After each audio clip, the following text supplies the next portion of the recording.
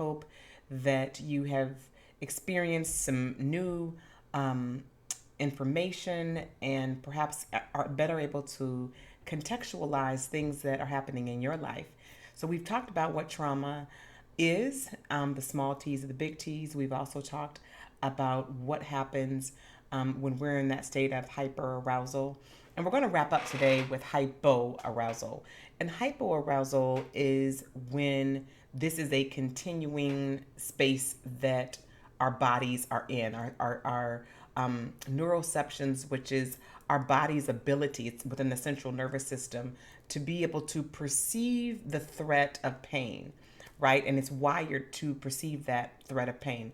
When we are in those kind of, in our emergency response spaces, day in, day out, or just in a chronic kind of a way, it creates a ripple effect, is how I would say it. It creates a ripple effect in our bodies.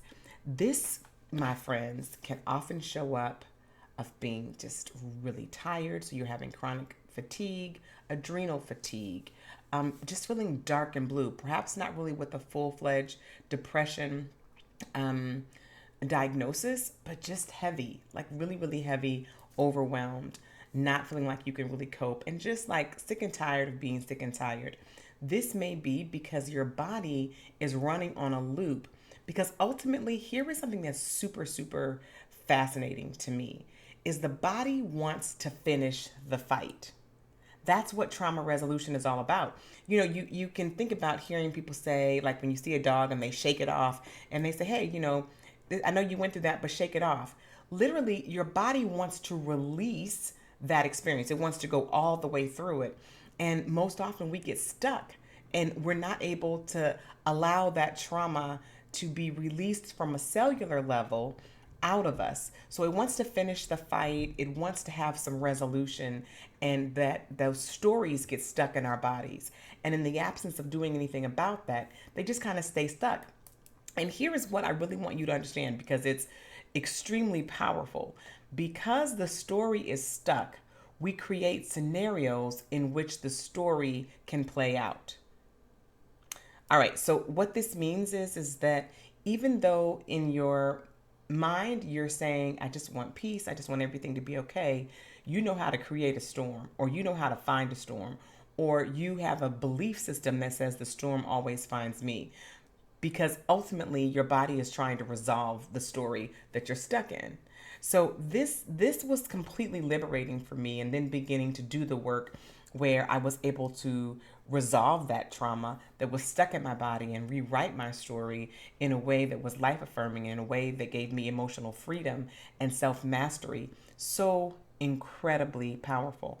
And just like I've done that for myself and for many other clients, that is the work that I am here to do with you.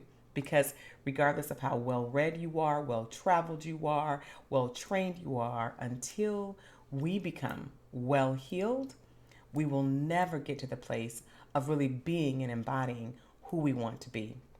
So the the thing that is just super important for us to understand is that trauma happens to all of us, not to a certain zip code, not to a certain kind of person, not to a certain education level. Traumas are all around. And as I said in the first video, just wanting to reiterate that it is this any negative experience that overwhelms your ability to cope that changes how you see yourself and how you walk through the world. So, when you have that lens of trauma, friend, I'd love for you to look at your life with that understanding and that definition of trauma, and then begin to think about some of the things that you're dealing with on a day to day basis.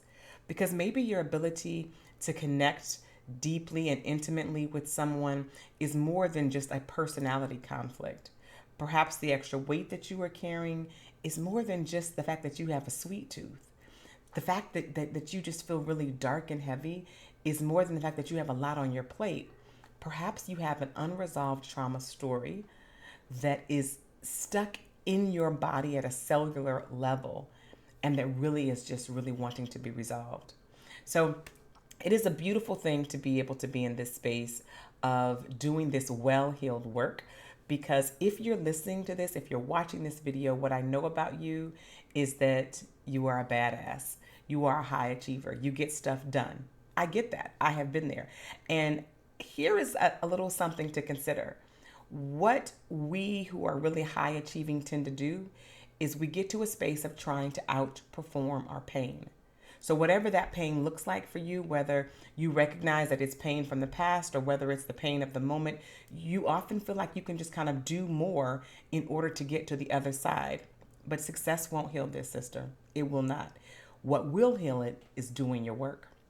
And so I am really excited to be able to be here and be present with you. If you haven't taken your emotional healing blueprint quiz, please do so because it really will illuminate for you just kind of what your healing particular apps are for the current moment and gives you an opportunity to begin your healing journey or even deepen your healing journey.